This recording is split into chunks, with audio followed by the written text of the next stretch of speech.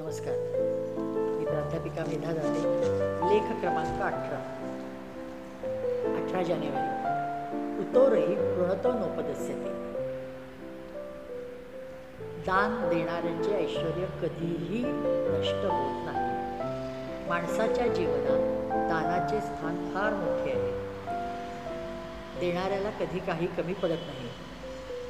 या उलट मला काही नाही म्हणून हात पसरायची सवय झाली तर करंटेपणामुळे देण्याची बुद्धी कधीच होत नाही आणि त्याची जाणीवही होत नाही. परिणामी लाचारीच उलट अंगी बाळगली जाते. दानामुळे मात्र माणूस उत्तरोत्तर उच्च अवस्था प्राप्त करू शकतो आणि असे हे दान अनेक प्रकारचे आहे.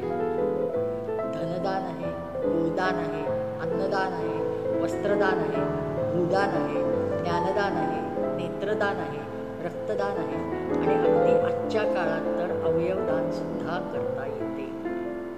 पण यातले कोणतेही दान हे श्रेष्ठच आहे. अन्नदान तर सर्वात श्रेष्ठ. याने माणूस तृप्त होतो, तो काही पोटावर बांधून नेत नाही. ज्ञानदानाने अशीच बौद्धिक भूक भरते आणि ती उलट जास्त बुद्धिंगत होत राहते. पण माणसाला आत्मिक आनंद मिळतो आणि तो समंजस शांत होतो. दानाच्या बाबतीत एक महत्त्वाची गोष्ट सांगितली जाते की दान सत्पात्र द्या. पण कळावे कसे? म्हणजे दान कोणी थोडक्यात काय की दान घेणाऱ्या व्यक्तीने ते घेऊन माजू नये. आपल्याला मिळाले उधळायचे असा त्याचा भाव असता कामा नये आणि देणाऱ्याने सुद्धा दान संकल्पाने द्यावे. अशा दानाने देणाऱ्याचीही खूप बरकत होते. त्याला कधी काहीही कमी पडत नाही. जे दान दिले त्या गोष्टीचा संबंध शास्त्र सांगतं की तिथल्या तिथं संपला पाहिजे. पुन्हा फिरून ती वस्तू समोर आली तरीही माझी होती अशी पुसटची सुद्धा कल्पना मनात येता कामा नये. नाहीतर ते दान व्यर्थ किंवा असफल असं म्हटलेलं आहे. आणि अग्निहोत्रात मात्र दानाचा हेतू साध्य होतो. कारण तूप लावलेले जे तांदूळ असतात ते आपण आहुती देतो विदम न म्हणजे त्या तांदूळाचा, तूप लावलेल्या तांदूळाचा आणि तुपाचा दोन्हीचा संबंध तिथल्या तिथं संपतो की आपण म्हणत नाही हे तांदूळ मी शिजवून खाल्ले असते, ते फिरून तांदूळ समोर आल्यावर तिथं कशाला गेले. त्यामुळे दानाचा हेतू साध्य होतो.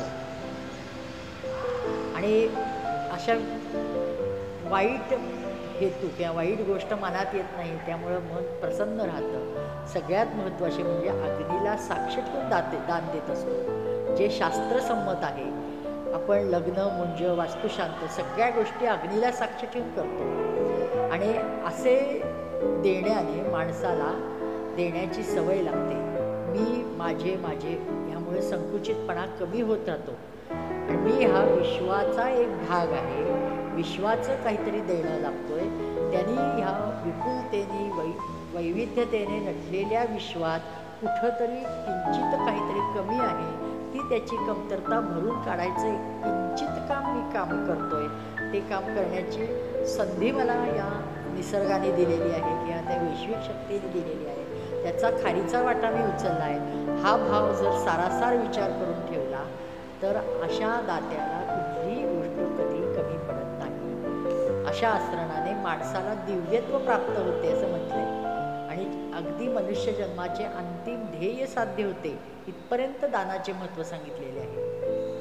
देवाने तर आपल्याला किती गोष्टी दिल्या. हात दिले, पाय दिले, पाहायला संपूर्ण विश्व पाहायला डोळे दिले, हालचाल करायला सर्व ऊर्जा दिली, साधन म्हणून हातपाय वगैरे ह्या तर गोष्टी दिलेल्याच आहेत. मग देवाच्या मनाने आपले दान किती थिटे, अगदी नगण्य म्हणावे इतके. पण म्हणून आपण द्यायचेच नाही असं नाही ना. थोडंफार तर दिलंच पाहिजे. आणि आपण एखादी वस्तू एखाद्याला दान दिल्यावर त्याच्या चेहऱ्यावर जो आनंद होतो, समाधान मिळतं, तो किती विलक्षण आहे ते पाहून जो देत असतो त्याला कृतकृत्य वाटतं. पण ह्या क्षणी मात्र किंचितही अहंकार देणाऱ्याच्या मनात न येणं ही भावना इथं अपेक्षित आहे. त्यांनी फक्त मनात म्हणावं की मी भगवंताची कृपा इतकी आहे की मी त्या समोरच्याच्या जागी नाही, मी देणारा कोणीतरी आहे, तो घेणारा नाही आहे. हा भाव मनात यायला पाहिजे.